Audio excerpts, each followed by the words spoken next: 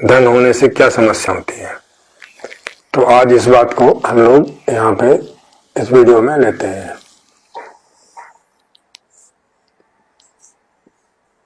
कि धन जो है, धन या मुद्रा, वो इस व्यवस्था में नहीं होगी।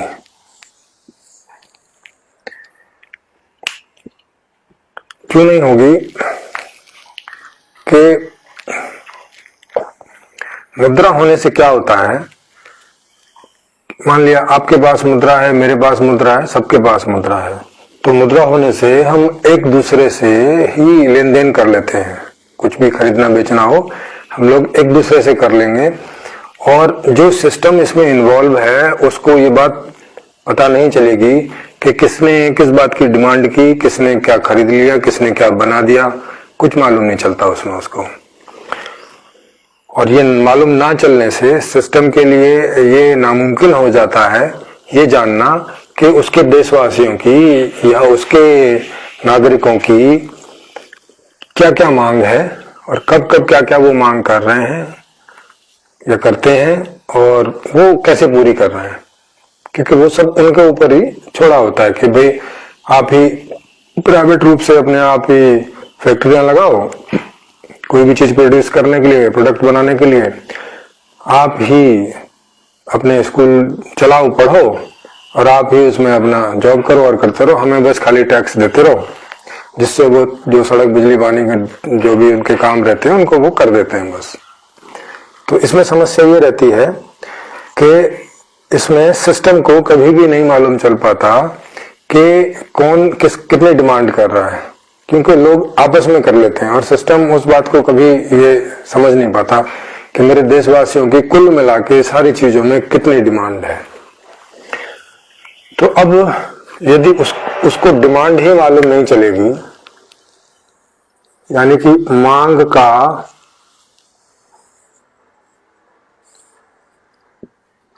का पता नहीं चलेगा सिस्टम को,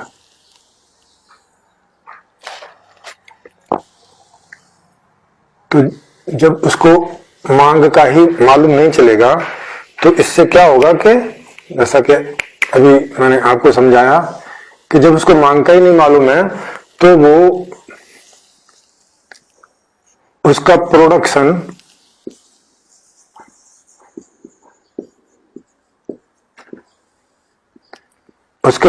को भी वो निश्चित नहीं कर सकेगा कि कितना प्रोडक्शन हो रहा है, क्योंकि वो भी सब प्राइवेट ही हो रखा है। ठीक, तो मांग का उसको मालूम नहीं चलेगा, प्रोडक्शन का मालूम नहीं चलेगा, तो वो इसका मैनेजमेंट भी नहीं कर सकेगा।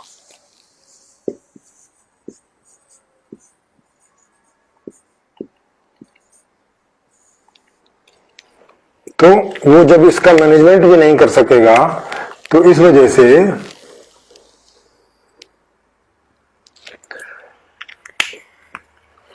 तो उसका वो मैनेजमेंट भी नहीं कर सकेगी कोई भी सिस्टम, और इस वजह से सबके ऊपर छोड़ दिया कि अब जो जितना कमा ले, जो मांग कर ले, जो कुछ कर ले, और इसी वजह से उस धन को रखा हुआ है कि हर चीज का एक मूल्य होगा मुद्रा में,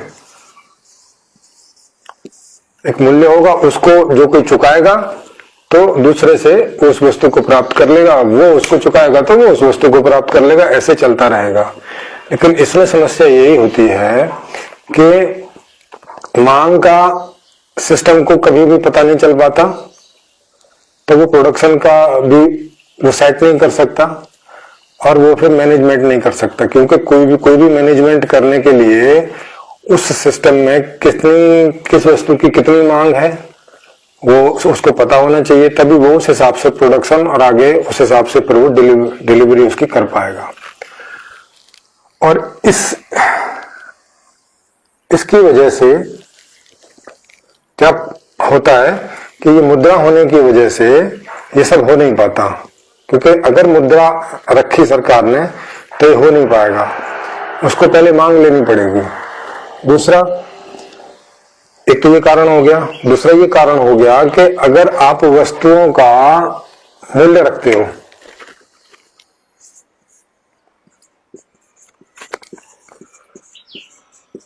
अगर आप वस्तुओं का मूल्य रखते हो तो इससे क्या होगा कि केवल वही व्यक्ति मांग कर पाएगा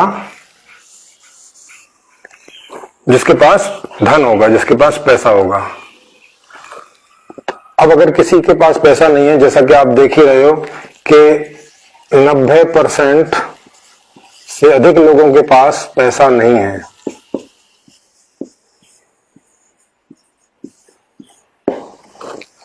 तो क्या होता है कि लोग अपनी मांग ही नहीं कर पाते, और मांग नहीं कर पाते तो उसमें भी मैनेजमेंट को कभी नहीं मालूम चलेगा कि कितनी मांग है, क्योंकि लोग मांग ही नहीं कर पा रहे। मांग नहीं कर पा रहे तो उनका प्रोडक्शन नहीं होगा, प्रोडक्शन नहीं होगा तो उनको वो चीज बना के मिलेगी नहीं। अब नहीं मिलेगी तो वो गरीब के गरीब रह जाएंगे। गरीब इसी बात की गरीबी है ना कि हमें जीवन में जो भी चीज चाहिए, अच्छा बहुत बढ़िया जीवन जीने के लिए जो भी हमें प्रोडक्ट, सर्विसेज, घर, सड़क, बिजली, पानी, टीवी, मोबाइल इत्यादि ये सब चीजें जो चाहिए, तो ये इनकी जब मांग नहीं हो पाएगी क्योंकि सबके पास पैसा नहीं है, तो भी ये मैनेजमेंट सिस्टम नहीं कर पाएगा। तो चीजों का मूल्य रखने से ये समस्या हो जाती है। दूसरा, कल मैंने आपको बता दिया था कि श्रम का मूल्यांकन करने से भी यही समस्या होती है, क्योंकि अगर आप पैसा रखोगे तो आपको श्रम का भी मूल्यांकन करना पड़ेगा कि जो आदमी जो चीज पैदा कर पा रहा है तो वो उसमें जितनी मेहनत कर रहा है उसको एक वो आप उसका प्राइस रख देते हो कि 10,000 महीने, 20,000 महीने, 50,000 महीने या 10 लाख महीने, जो भी आप रखते हो। तो इन सब चीजों से क्या होता है कि अन्याय होता है। और अन्याय का मतलब क्या है? सीधी सी बात है कि इस पूरे सिस्टम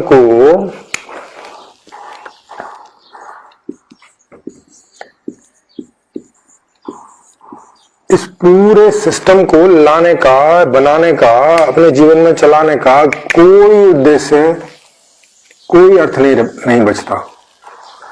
जबकि सिस्टम हम अपने जीवन में क्यों लेके आते हैं? इसीलिए लेके आते हैं कि यहाँ सब कुछ, सबको वो सब मिल जाए जिससे हम सबकी जिंदगी सारे सुखों से भरती है, अच्छे तरह से हम जी सकें। वो हमें सारी नॉलेज मिल जाए, ज्ञान मिल जाए, वो हमें रोजगार मिल जाए, वो हमें सर्विस एंड प्रोडक्ट्स मिल जाएं जो कि हम अपने जीवन में भोगना चाहते हैं, जिनसे कि हम अच्छे से अपना जीवन जी सकें, यहाँ आनंद पूर्वक, सुख पूर्वक।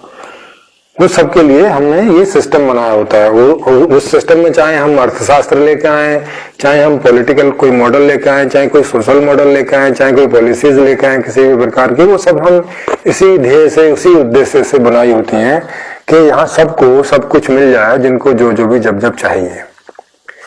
तो आज का सिस्टम उन सबको पूरा नहीं कर पा रहा है, और आज तक का नहीं कर पा रहा है। पीछे कोई इतिहास में जाके देखें तो उसमें मैं आपको ये कारण बता रहा था कि धन होने से ये सारी प्रॉब्लम खड़ी होती है। जब तक कि किसी सिस्टम में ये धन रहेगा, ये कोई भी मुद्रा रहेगी, तब तक मांग का कोई हिसाब किताब नहीं चलेगा। पता है सिस्टम को, पता नहीं चलेगा तो वो कोई मैनेजमेंट नहीं कर सकता। किसी वस्तु का मूल्य अगर आप रख दोगे तो भी नहीं होगा, क्योंकि जो गरीब लोग हैं वो मांग नहीं कर पाएंगे। तो इसलिए आपको वस्तुओं का मूल्य भी हटाना पड़ेगा। ठीक, तो वस्तुओं का मूल्य हटाना पड़ेगा, धन हटाना पड़ेगा, पूरा श्रम का जो मूल्यांकन है वो भी पूरा खत्म करना पड़ेगा। तो कुल मिला के बात ही आएगी कि हम अपने इस सिस्टम में धन को नहीं रख सकते। धन को यदि रखेंगे तो जो सिस्टम का उद्देश्य है वो कभी पूरा नहीं होगा।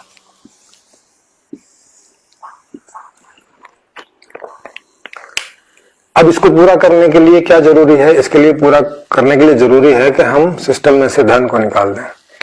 जैसा कि मेरे पिछले वाले वीडियो में आप देखेंगे कि उसमें धन नहीं है, उसमें आप किसी भी वस्तु की मांग कर सकते हो, जो भी आपको चाहिए।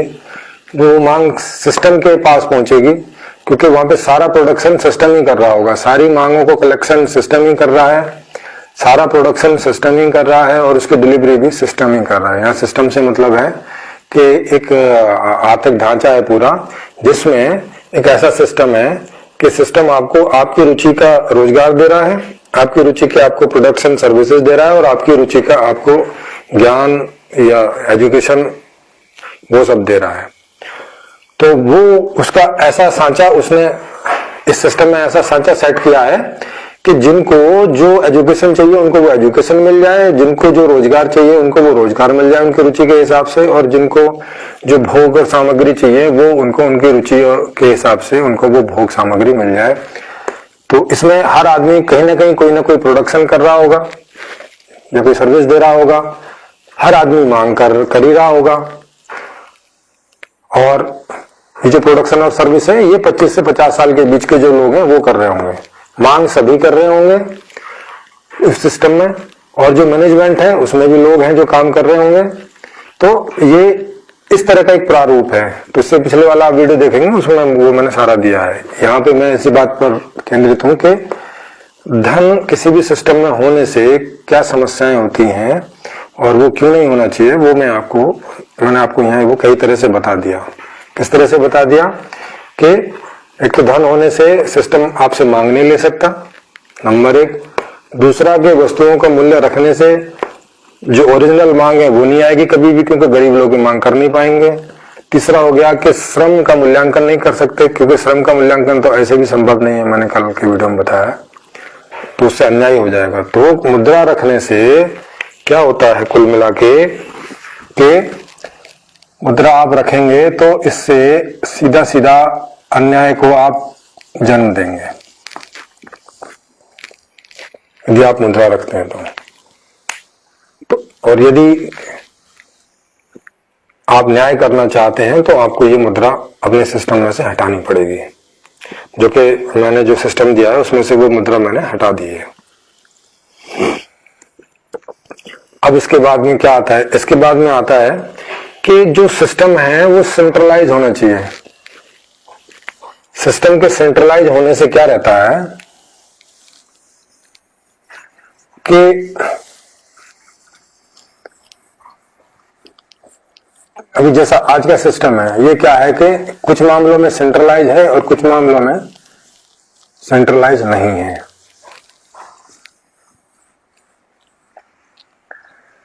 तो ये भी हमें समझना पड़ेगा कि किस सिस्टम को किन मामलों में सेंट्रलाइज रहना चाहिए और किस मामले में डिसेंट्रलाइज होना चाहिए।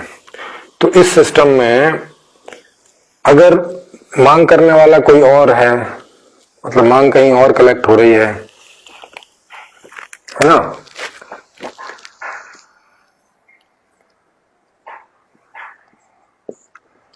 और प्रोडक्शन करने वाला कोई और है,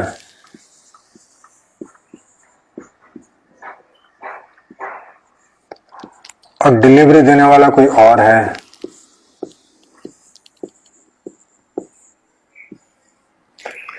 तो वो सिस्टम गति नहीं कर सकेगा, क्योंकि जिसने मांग कर दी, या प्रोडक्शन कौन करेगा, उसकी जिम्मेवारी किसी की नहीं, और डिलीवरी कौन करेगा, उसकी जिम्मेवारी किसी की नहीं। तो इसके लिए जरूरी है कि एक सिस्टम हो सेंट्रलाइज,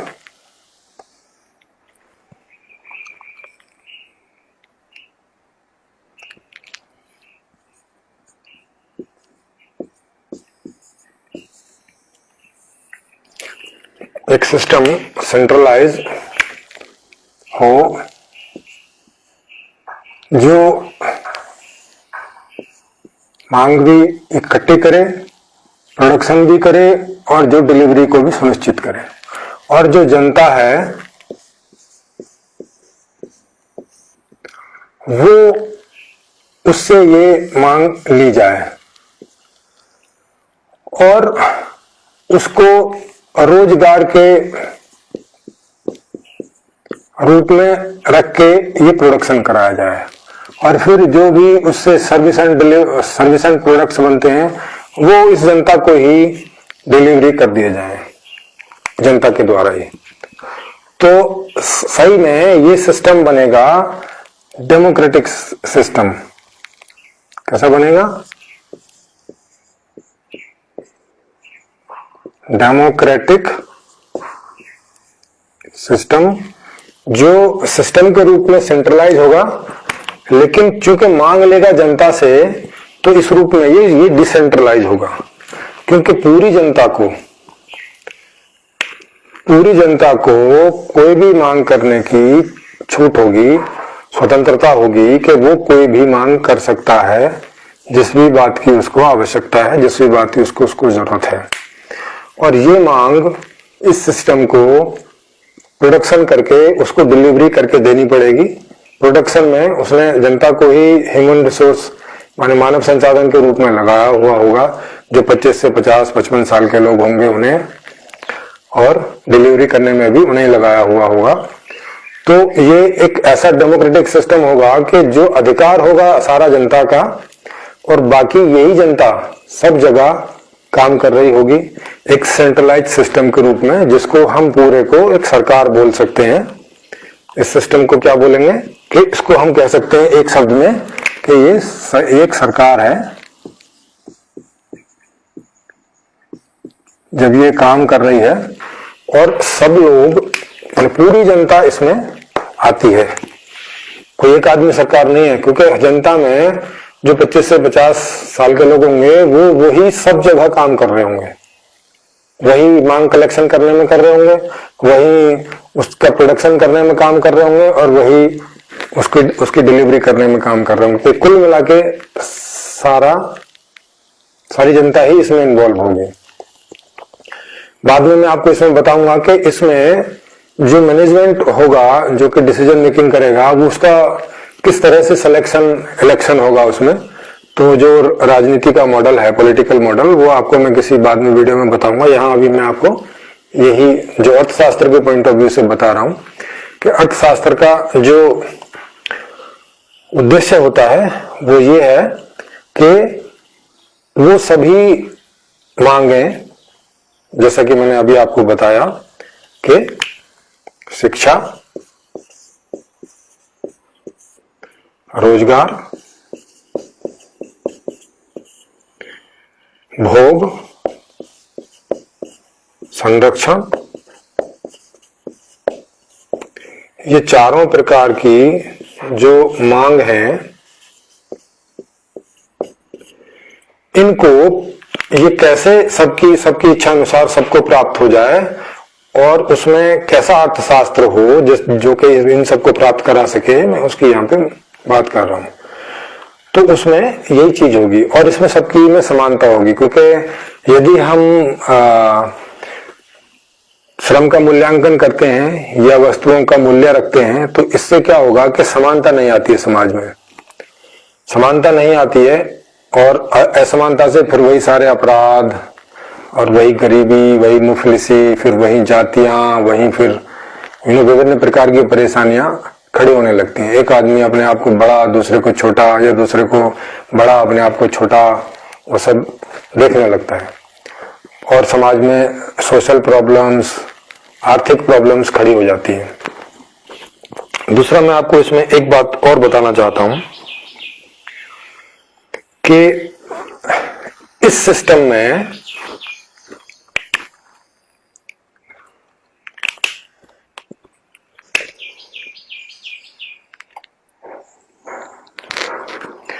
जो परिवार है,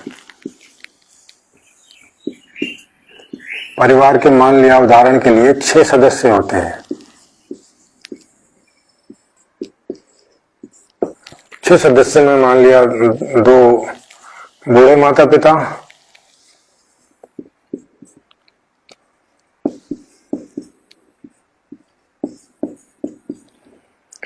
2 युवा माता पिता, और 2 बच्चे। तो ये कुल मिला के 6 लोग अगर हम मान के चलें एक परिवार में, 6-5 जो भी, तो इस व्यवस्था के अंदर सबका इसमें प्रोफाइल बना होगा, सबका अलग अलग। दोनों बूढ़े माँ बाप का अलग अलग इसमें प्रोफाइल बना होगा मानव जनता के रूप में, दोनों ही युवा माता पिता का और दोनों ही बच्चों का। वो सीधे सिस्टम से मांग करेंगे, उन्हें जो भी चाहिएगा, उन्हें जो भी कपड़े लत्ते घर वगैरह जो भी नहीं है उनके पास में, और उन्हें जो भी चाहिए वो सीधा मांग करेंगे, और सिस्टम उसका प्रोडक्शन डिलीवरी करके उनको सीधा देगा। यहाँ एक को दूसरे के ऊपर किसी भी तरह से फाइनेंशियली डिपेंडेंट रहने की कोई जरूरत नहीं है सिस्टम में, और ऐसा इसलिए किया गया है कि यदि यहाँ आपस में एक दूसरे के हम ऊपर इनको डिपेंड करें, मान लिया इन दो युवा माता पिता के ऊपर ये दो बूढ़े और दो बच्चे, इन चारों को अगर हम डिपेंड करें, और ये इसकी पत्नी भी, यानी कि अगर हम यहाँ एक आदमी के ऊपर 5 लोगों को डिपेंड करते हैं तो क्या होता है कि फिर हमें उसमें धन को लाना पड़ेगा, क्योंकि वो आदमी कैसे सारा अरेंजमेंट करेगा। तो हमें ये फ्रीडम भी इनको देनी होगी। तो इस सिस्टम में ये फ्रीडम भी है कि किसी एक को दूसरे के ऊपर फाइनेंशियली डिपेंड होने की जरूरत नहीं है। इससे क्या फायदा होगा कि इनके आपस के रिश्ते खराब नहीं होंगे कभी भी। अभी जो कि बच्चों को लगता है कि मेरे माता पिता हमारा ख्याल नहीं रख रहे हैं, अब उनको नहीं मालूम कि माता पिता के पास उतना पैसा नहीं है। बूढ़े माँ बाप सोचते हैं कि उनके बच्चे उनका ख्याल नहीं रख रहे हैं बुढ़ापे में, उन्होंने बहुत अच्छे से जवानी में रखा था। और ये युवा माता पिता को लगता है कि हमारे पास जितना पैसा है उसमें हम जितना ज्यादा अच्छे से ख्याल रख पा रहे हैं रख रहे हैं। कई बार वो अपने भविष्य की चिंता करते हुए और ठीक से बच्चों की देखभाल नहीं कर पाते, ठीक से बड़े बूढ़ों की देखभाल नहीं कर पाते। तो ये समस्याएं आज के सिस्टम में और अब तक के सिस्टम में होती रही हैं। तो इस सिस्टम में ये भी नहीं होंगे। माने किसी भी बूढ़े माता पिता को किसी पर डिपेंड होने की जरूरत नहीं है। युवा माता पिता को भी किसी के मुझे इनके लिए खाना लाना है, ले जाना है, इनकी देखभाल करनी है, इनका ये करना है, बिल्कुल कोई परेशान होने की जरूरत नहीं है। इस व्यवस्था में आपस में जो लोग भी एक दूसरे के साथ रहना चाहेंगे वो रहेंगे, नहीं तो उनकी अलग से भी रहने की व्यवस्था होगी और वहां भी पूरी उनकी सेवा होगी। जैसे बूढ़े माता पिता हैं तो इनके लिए बड़े बड़े क्लब बने होंगे, वहां जहां इनकी सभी सुख सुविधाओं से सहित इनकी वहां पे इनकी रहन सहन होगी। बच्चे भी कोई रखना चाहता है तो ठीक है, अदरवाइज तो उनकी भी पूरे रहन सहन की पूरी उनकी सेवा और उनकी जितनी भी जरूरत है, जितनी भी सब कुछ है, वो सबका भी इंतजाम होगा। तो इस व्यवस्था में किसी को भी किसी के साथ जबरदस्ती रहने की जरूरत नहीं है।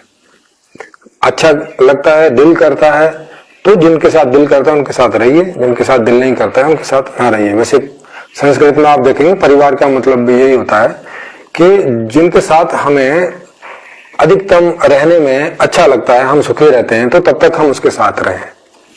अब ये जरूरी नहीं है कि ये खून के रिश्ते ही हों, ये आपको ऐसे भी जो खून के रिश्ते नहीं है उनके साथ भी रहकर आप अपना परिवार बना सकते हैं। तो इस सिस्टम में परिवार उन्हीं को कहा जाएगा कि जो भी एक दूसरे के साथ रह रहे हैं, जिन्हें अच्छा लग रहा है, जब तक रह रहे हैं जब तक अच्छा लग रहा है, तो वो सूचित करते रहेंगे कि अभी हम परिवार के रूप में रह रहे हैं एक जगह। तो वो भी इसलिए क्योंकि उनको जो उनके फैमिली के सदस्य संख्या के हिसाब से उनको फ्लैट आवंटित हो सके कि जितने सदस्य हैं उसी हिसाब से उनका बड़ा छोटा फ्लैट दिया जा सके, उस वजह से।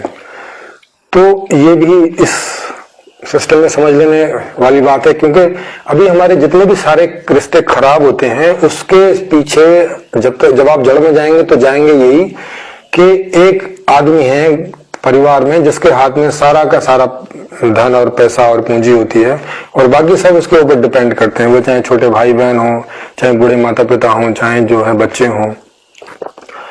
तो और उसको देखना पड़ता है, जिसके हाथ में सारी पूंजी धन है उसको देखना पड़ता है कि भविष्य में, क्योंकि ये उसका जिम्मा हो जाता है कि अब आदमी बीमार पड़ेगा तो फिर हॉस्पिटल के लिए पैसा कहाँ से लाएगा, कल को खाना के लिए कहाँ से लाएगा, कपड़ों के लिए कहाँ से लाएगा, कल को शादी होगी उसके लिए कहाँ से लाएगा, तो उसके भी बहुत सारी टेंशन होती है। तो इस सिस्टम में किसी की कोई टेंशन नहीं है। तो ये आप देख सकते हैं। और इसके बारे में जो भी आपको कोई क्वेश्चन उठे हैं जो रह गए हों समझाने से, तो इस वीडियो के अंत में नंबर होंगे, मोबाइल नंबर, उन पे आप कांटेक्ट कर सकते हैं। फिलहाल मैं यही समझाना चाहता था। एक तो मैंने धन का समझा दिया, एक मैंने परिवार का समझा दिया, एक मैंने ये जो डेमोक्रेटिक सिस्टम है, रियल डेमोक्रेटिक सिस्टम, जिसमें जनता को सारी ताकत है। और ताकत क्या है जनता की? यही कि वो कुछ भी मांग कर सकती है, उस सिस्टम को उसका प्रोडक्शन करके उसकी डिलीवरी उसको करनी होगी, नहीं तो दिए हुए समय में उसको बताना पड़ेगा कि क्या प्रॉब्लम है। और इस सिस्टम में हर आदमी का व्यक्तिगत के हिसाब से एक जो आप देखते हैं ना, आप कहीं से कुछ सामान खरीदते हैं, कोई सर्विस लेते हैं, तो वो आपसे आपका सर्वे मांगते हैं कि आप बताइए आप कितने संतुष्ट हैं।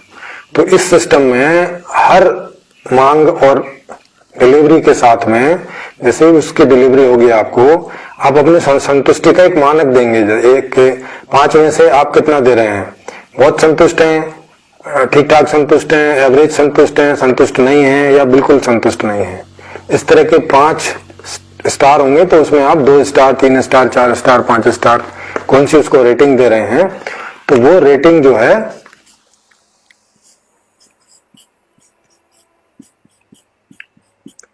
ये रेटिंग्स रहेंगी।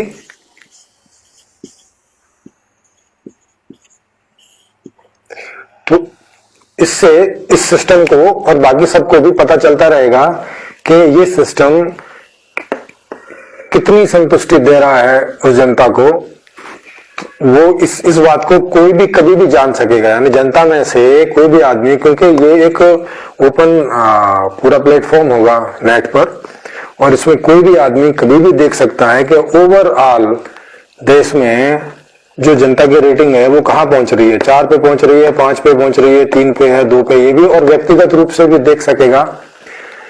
और जिसकी रेटिंग 3 से नीचे होगी उसका तो सिस्टम में अलार्म बजेगा और वो देखा जाएगा कि ये आदमी को असंतुष्टि क्यों हुई। तो जब तक उसकी उस समस्या का समाधान नहीं हो जाएगा, वो अलार्म चलता रहेगा।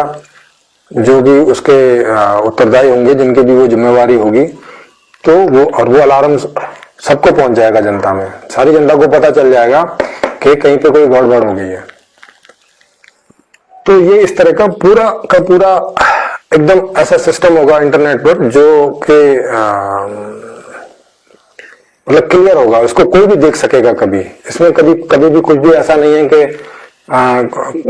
आपको आरटीआई डालनी पड़ेगी कुछ जानने के लिए। आप सारी चीजें ऑनलाइन पड़ी होंगी, सब कुछ, कितने प्रोडक्ट्स हैं, क्या खोज चल रही हैं, क्या डिसीजन हुआ आपके लिए, नेताओं ने क्या किया, कब क्या किया, उनकी सबकी रिकॉर्डिंग, सब कुछ पूरा सब ऑनलाइन पड़ा होगा। आप कभी भी देख सकते हैं, और कभी भी उसमें कोई भी इंटरफेयर करना हो तो आप, एक इसमें नियम है, जब आप पॉलिटिकल सिस्टम के बारे में देखेंगे तो उस नियम के आधार से आप उसमें इंटरवीन कर सकेंगे, उसमें आप इंटरफेयर कर सकेंगे और उसको चेंज भी कर सकेंगे। तो इस तरह का ये सिस्टम होगा। इसको समझने के लिए आपका बहुत बहुत धन्यवाद।